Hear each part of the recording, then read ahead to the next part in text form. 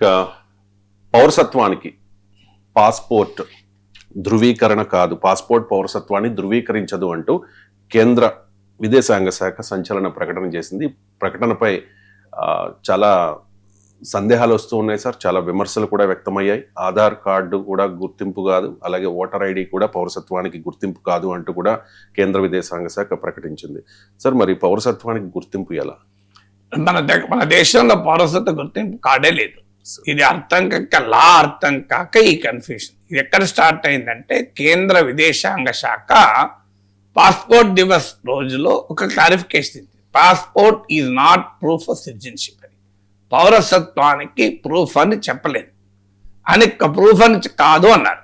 మరి సహజంగా ఎందుకు అంటే, ఒకటి law governing citizenship, law governing passport, ఈ రెండు వేరువేరు.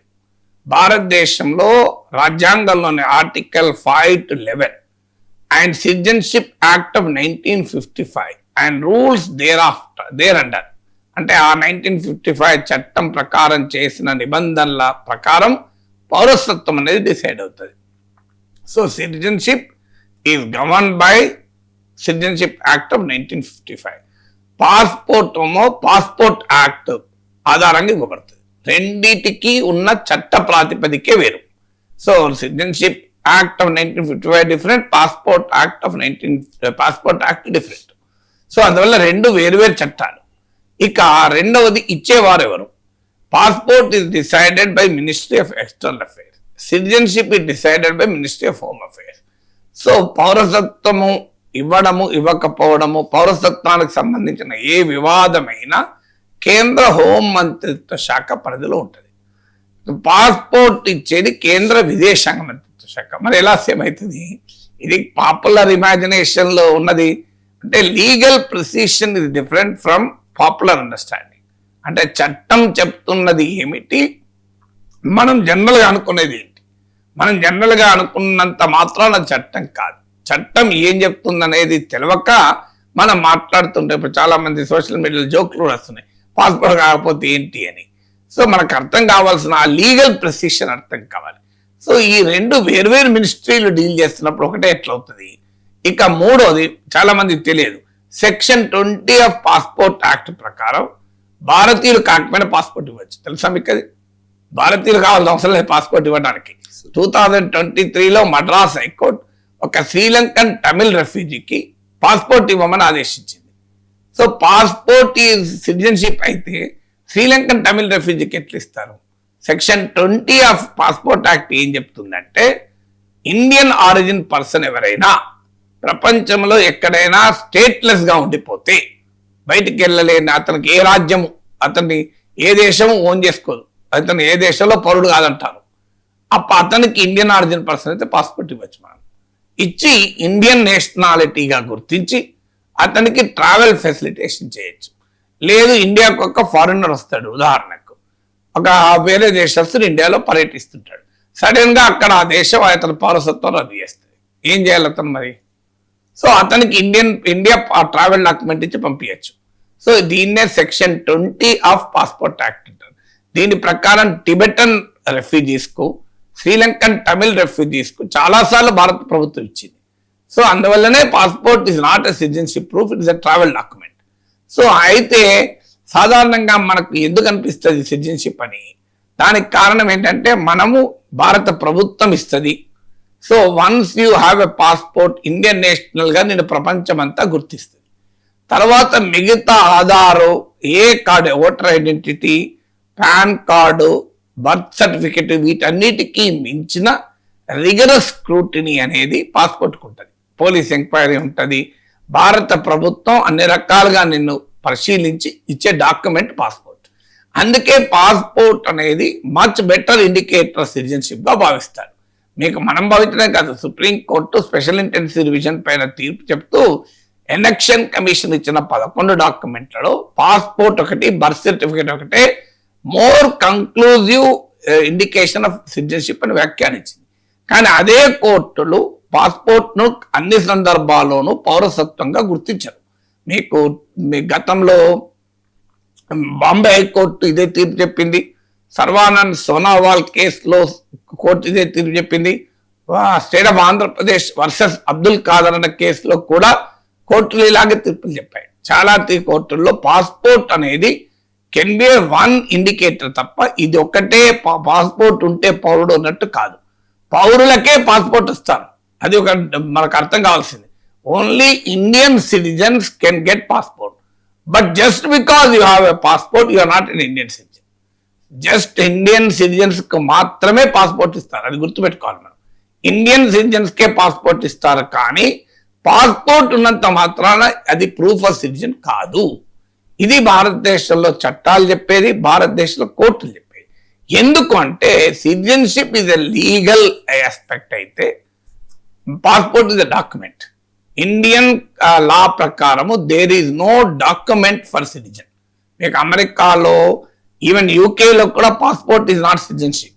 అయితే అక్కడ ఈ ప్రాబ్లం రాదు. ఎందుకు రాదంటే అక్కడ యూనివర్సల్ బర్త్ రిజిస్ట్రేషన్ ఉంది, ప్రతి పుట్టిన ఒక్కరిని రిజిస్టర్ చేస్తారు.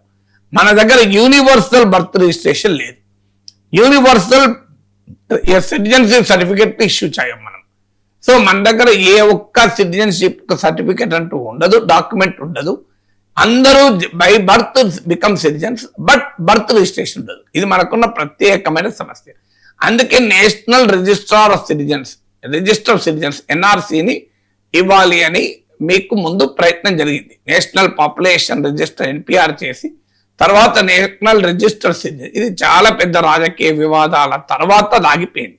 ఎందుకంటే అస్సాంలో ఈ ఎన్ఆర్సీకి ప్రయత్నం జరిగితే 19 లక్షల మంది పౌరసత్వం లేకుండా పోయారు. అంటే డాక్యుమెంట్లు ప్రూఫ్లు చూపెట్టలేక వారు పౌరులు కాక నో ల్యాండ్ నో నేషన్ అంటే వాళ్ళు స్టేట్లెస్ సిటిజన్స్ గా మారిపోయి కొంతమంది డిటెన్షన్ సెంటర్లో పంపించాల్సి వచ్చింది.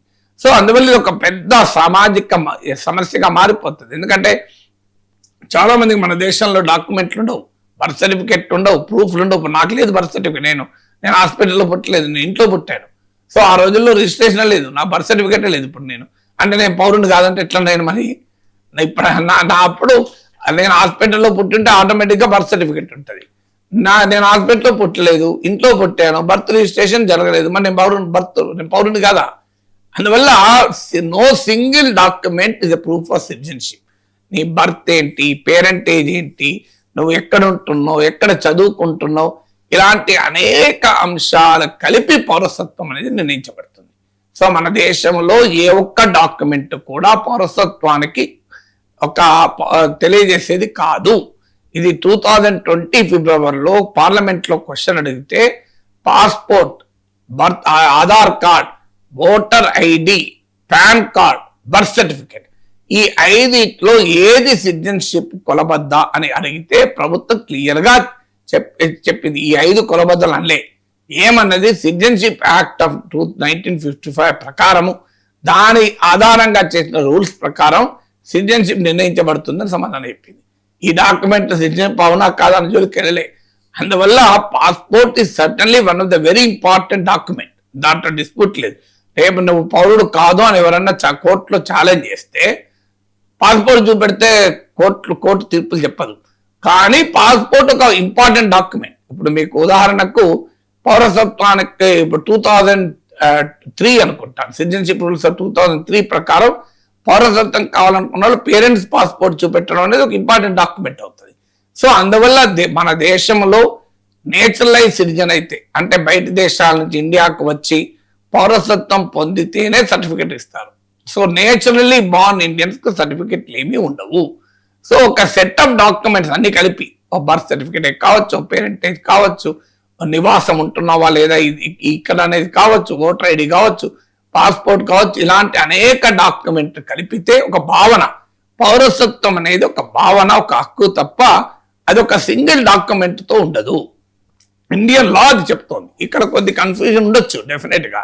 మరి ఏది పౌరసత్వం అంటే పౌరసత్వం అనేది ఛాలెంజ్ అయినప్పుడు ఇవేవి పౌరసత్వానికి ఒక్కటి మాత్రమే ఉపయోగపడవు. ఇవన్నీ కలిపి మనం ప్రూవ్ చేసుకోవాల్సి ఉంటాయి. పౌరసత్వం ఛాలెంజ్ కానప్పుడు ఇబ్బంది లేదు కదా. నీ పాస్పోర్ట్ ఉంటే ఇవాళ నేను ఇండియన్ నేషనల్ ఎక్కడికైనా వెళ్ళొచ్చు, ఎవరు అబ్జెక్షన్ చెప్పరు కదా. So once you have a passport you are Indian national.